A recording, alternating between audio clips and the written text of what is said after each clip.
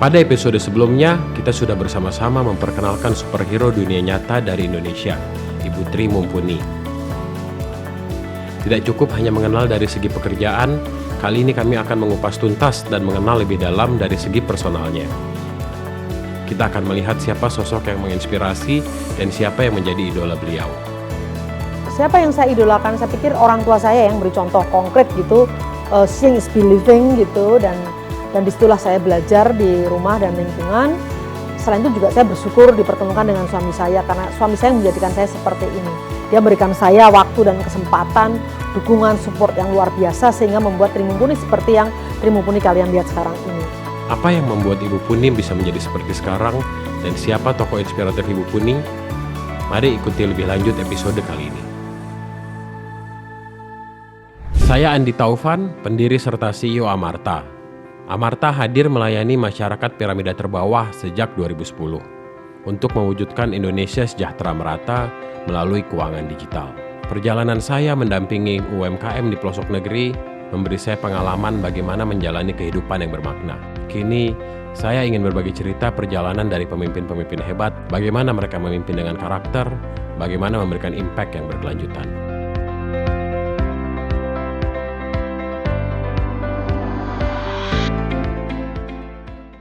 Bu Puni, kalau misalnya ngejalanin perjalanan ini gitu sebagai social entrepreneur dengan IBK, dengan semua aktivitas Bu Puni sekarang kan banyak ups and downs-nya ya. Jadi dan nggak gampang juga ngelewatin masalah-masalahnya. Terus yang aku sempat nonton juga di YouTube, lihat video Bu Puni cerita salah satu tantangannya tuh sampai disekap gitu loh.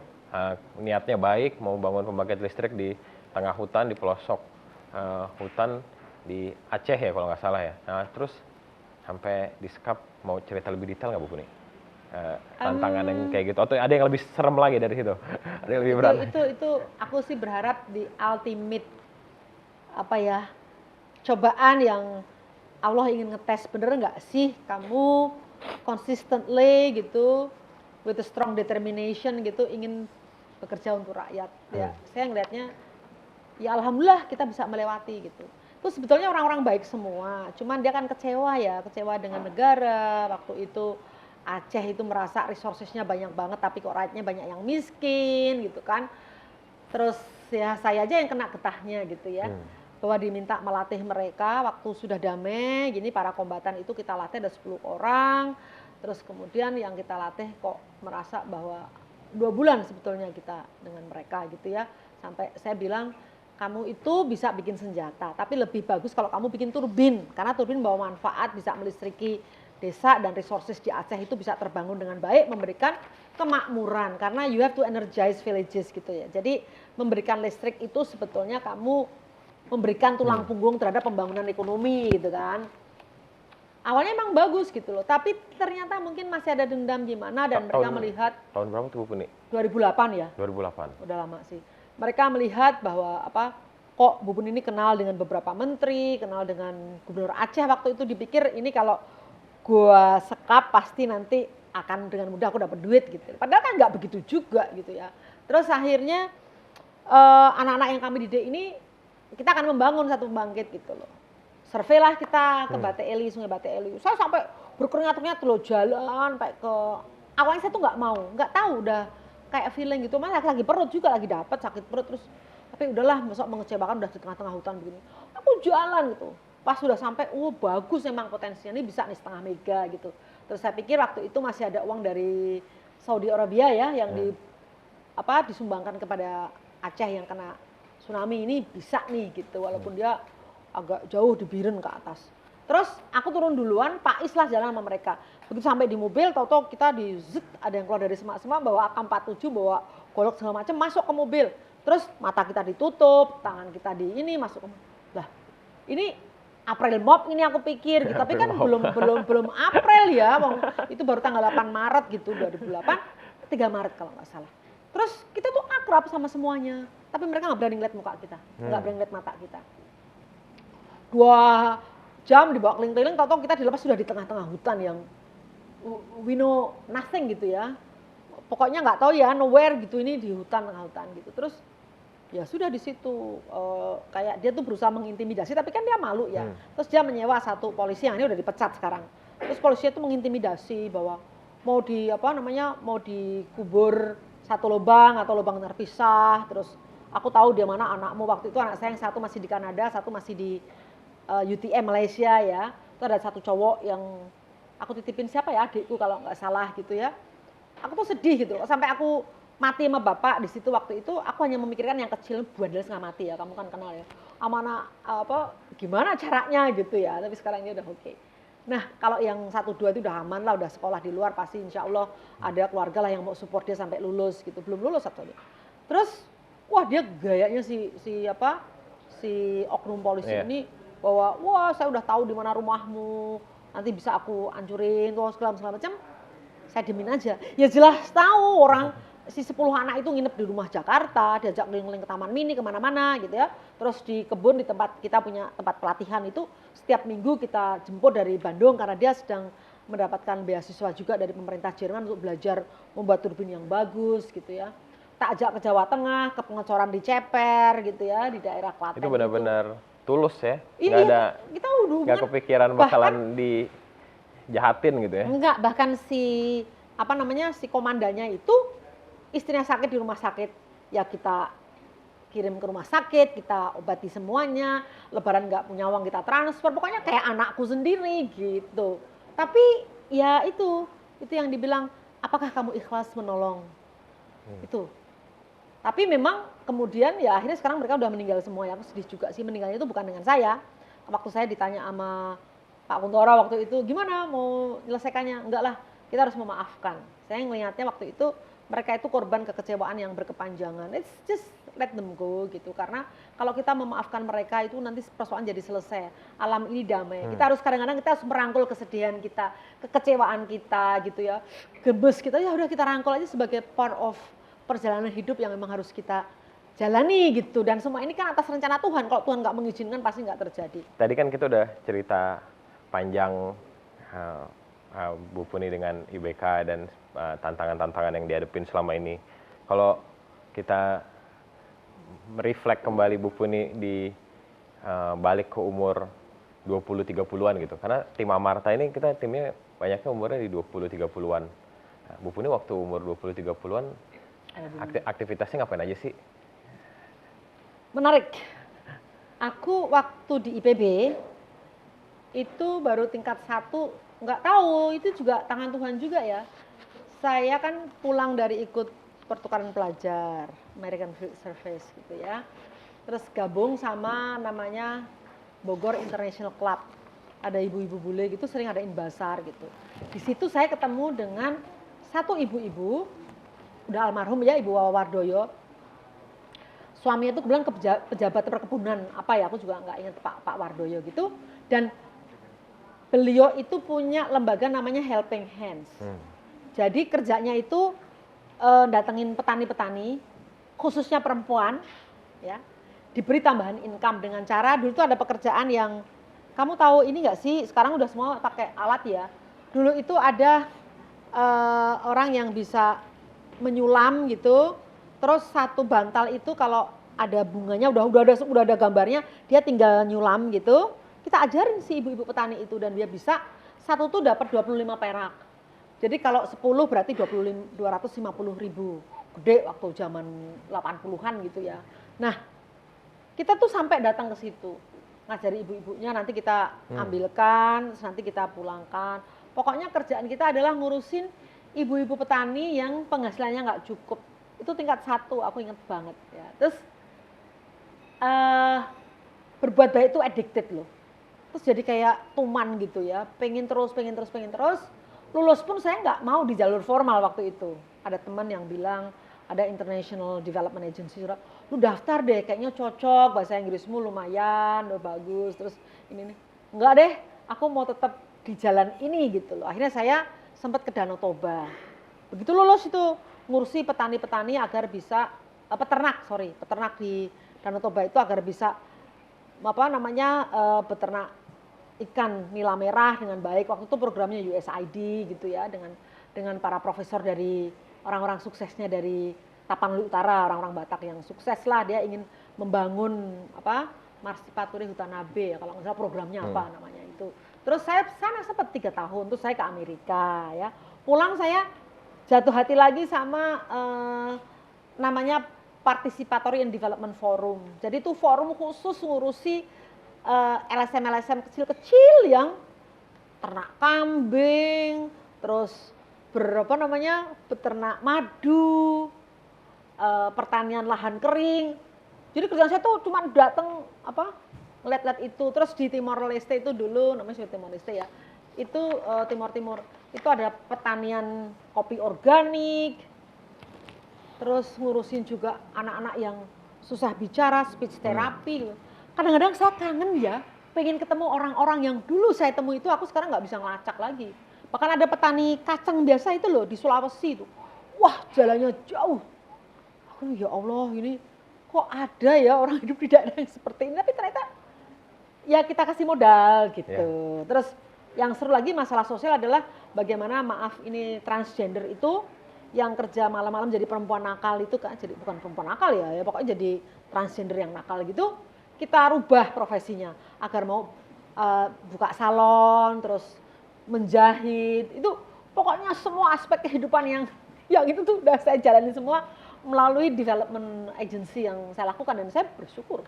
Itu betul-betul karunia Tuhan yang luar biasa. Sampai akhirnya terus ketemu Pak Is kan, saya dulu pernah ngurusi low cost housing gitu, kok menarik kerja di desa gitu. Terus Pak Is kan memang pembangunan desa dan saya itu dari pembangunan desa sempat ngurusin low cost housing di kota, namanya itu Agenda 21.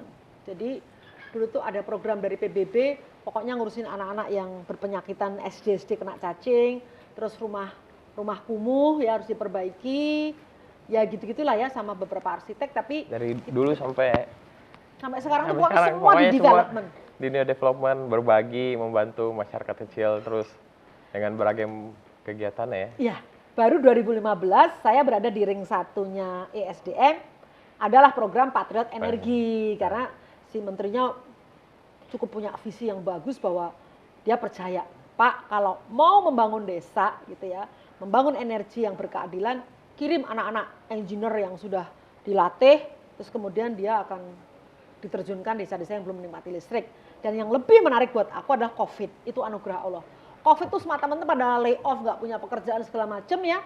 Saya justru sama Kang Emil, Ridwan Kamil, Gubernur Jawa Barat, diminta melatih 440 anak muda.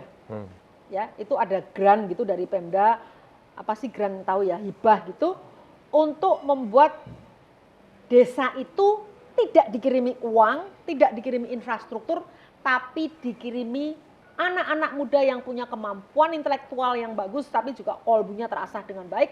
Dia kerja dengan orang desa, membangun ekonomi desa. Namanya Patriot Desa.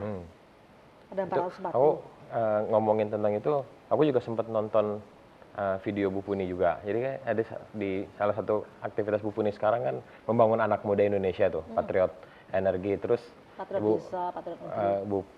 Bu Puni cerita kompetensinya Patriot Energi itu 4 tuh, sarjana teknis, sarjana rakyat, punya daya juang sama ikhlas gitu mau.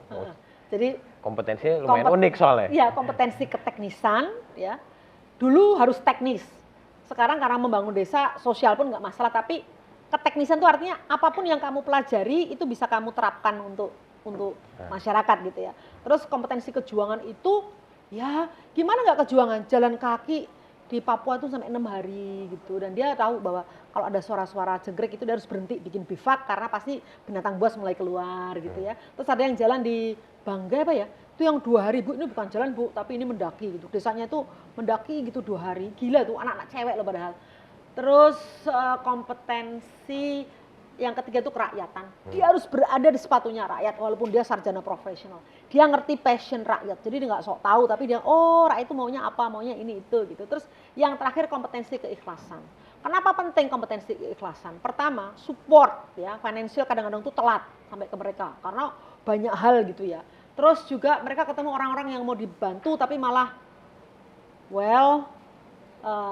menipu ya gitu. Tapi alhamdulillah selama ini jarang banget kasus apa, kecuali adalah dulu saya dengar tapi nggak serius, tapi di tempat lain ya itu ada yang katanya hartanya yang dicolong gitu, tapi ya yang nggak parah gitu. Jadi kamu harus penuh keikhlasan karena yang kamu bangun itu bangsa Indonesia yang selama ini dikategorikan sebagai the unreached group, kelompok-kelompok yang terluar, tertinggal ya, terus di daerah terdepan gitu, transmigrasi yang jauh dari mana-mana.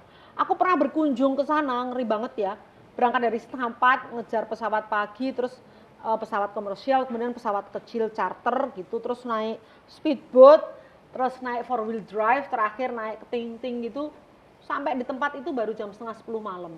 Itu pun nggak, yang betul-betulnya belum tercapai, masih kurang 2 jam lagi untuk jalan kaki. Udah aku udah ini ya, udah capek, tapi bisa gitu loh. Anak-anak muda Indonesia yang mengejar meaning dalam hidupnya. Apa pesannya Bu Puni buat anak-anak muda Indonesia yang mengejar meaning dalam hidupnya? Yakin bahwa kalau yang kamu kejar kebaikan, nantinya hanya kebaikan-kebaikan yang akan mengikuti hidupmu. Jika Bu Puni diberi kesempatan mempunyai kekuatan superpower, apa yang Ibu Puni inginkan? Saya ingin banget ada manusia Indonesia yang punya 5 empati, punya integritas. Karena itu yang bisa membangun Indonesia menjadi baik. Contoh, 5 empati itu apa gitu ya. Yang pertama itu namanya sympathy and consolation. Jadi orang yang punya simpati gitu. Misalnya itu hal yang biasa ya. Di dunia juga banyak, 85% orang seluruh dunia itu punya empati 1 dan 2. Ada orang yang meninggal gitu, pasti kita akan bilang, ikut bela sungkawa ya. Gitu. Ada yang sakit, kita ikut memikirkan gitu. Terus empati yang kedua itu prososial. Kalau kamu ngelihat kakek-kakek udah harusnya istirahat di rumah, masih jualan pisang berat, pasti kamu akan panggil dia, kamu beli pisangnya walaupun kamu nggak tahu nanti ke pisangnya siapa yang makan gitu ya. Tapi karena kamu itu prososial gitu. Ada orang jatuh kamu tolongin, kamu bawa ke rumah sakit, itu prososial. Itu nggak cukup. Dan saya ingin manusia Indonesia itu punya 3 level empati ini. Anak muda aja mulai nggak apa-apa ya. Yang ketiga adalah itu yang namanya resiprokal, timbal balik, ya, kesetaraan dan timbal balik. Kalau kamu nggak mau dicubit, pasti kamu nggak akan nyubit orang. Kalau kamu nggak mau hartamu dikorup, pasti kamu nggak akan korup. Kamu nggak mau hidupmu dimanipulasi orang, pasti kamu nggak akan memanipulasi orang. Bayangkan kalau teman-teman saudara kita yang terhormat di Senayan bisa punya yang ini gitu. Pokoknya gue nggak mau deh ngambil yang bukan hak saya gitu. Nggak akan ada cerita uang BPJS apa ya dulu diembat gitu, apa bukan BPJS, BLT bantuan tunai langsung diembat berapa miliar itu gitu. Itu semua pejabat berpikir seperti semua bangsa Indonesia lah punya level empati yang ketiga itu kesetaraan dan timbal balik. Nggak akan ada orang yang berbuat jahat di negeri ini untuk nyolong, ngambil segala macam. Terus yang paling keren level empati keempat. Kenapa? Karena keempat itu adalah empowering the less privileges. Jadi pemberdayaan kaum yang lemah. Kamu datanglah ke desa, nggak ada listriknya, gelap gulita, nggak ada air bersih, nggak ada anak-anak sekolah karena ya nggak ada uang. Itu kalau kamu empatimu baru 1-2 itu, kasihan ya. Bilang sama Tovan, aku kemarin ke sana itu ada orang yang stunting ya di Papua, itu sedih banget gini-gini. Ada boro-boro itu di Jawa Barat juga ada. Jadi akhirnya malah ngerumpi doang dengan kesedihannya itu. Tapi kalau level empatimu keempat, pemberdayaan kamu yang mah, by all means, kamu akan kontak kitabisa.com, bagaimana caranya agar desa itu bisa terang. Dengan listrik, kamu akan bikin proposal ke CSR mana, kamu kumpulin duit, kamu buatkan air bersih, kamu buatkan ini. Jadi level empati yang keempat ini, kamu doing something konkret yang bisa merespon kesulitan-kesulitan orang, sehingga dengan actionmu itu kesulitan itu teratasi. Anak-anak jadi sekolah, dapat pendidikan yang baik itu. Nah yang kelima ini yang paling keren, sebetulnya kan democratization in all living aspect. Demokratisasi dalam semua aspek kehidupan. Artinya apa? Ini superpower tadi itu. Kamu bisa membuat policy bahwa akses terhadap resources itu ya proporsional bisa diakses oleh semua orang, tidak hanya berapa gelintir kelompok saja. Kamu bisa bikin policy yang tidak membolehkan anak-anak meninggalkan sekolah karena tidak punya uang, ya. Kamu bisa bikin policy apapun yang betul-betul menjawab ya semua kebutuhan manusia proporsional gitu ya. Sehingga itu tadi betul-betul demokratis, akses to finance, akses to resources, akses to information gitu. Semuanya itu kamu bisa lakukan. Iya. Dan yang paling keren sebenarnya dengan segala power itu ya harus beranilah koruptor tuh dihukum mati gitu loh. Atau dimiskinkan kalau kamu takut HAM ya.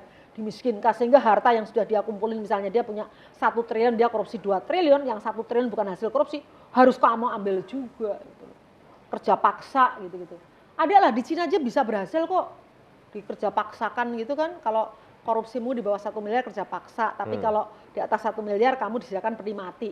Taruhan deh, orang pasti ketakutan, nggak ada orang ngapain lu nyolong korupsi terus ketahuan lu dihukum mati, orang ngapain, udahlah aku hidup biasa-biasa aja gitu loh.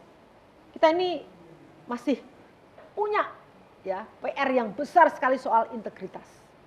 Ini makanya segala upaya kalau aku super power ya I will develop this nation untuk punya integritas dan kapabilitas. Dengerin cerita Bu Puni hari ini banget, uplifting, very powerful. Makasih banyak Sama-sama. untuk sharing dan berbaginya Bu Puni. Ilmunya, value-value-nya yang dipegang sama Bu Puni itu resonate sama apa yang kita bangun di Amarta. Amin. It Amin. helps translate our missions juga untuk lebih kuat lagi untuk mewujudkan Indonesia sejahtera merata, untuk masyarakat piramida bawah lebih tulus lagi untuk menjalankan misi kita di sini. Terima kasih semua yang udah berpartisipasi di hari ini. Sampai berjumpa lagi di episode berikutnya. Ibu Tri Mumpuni.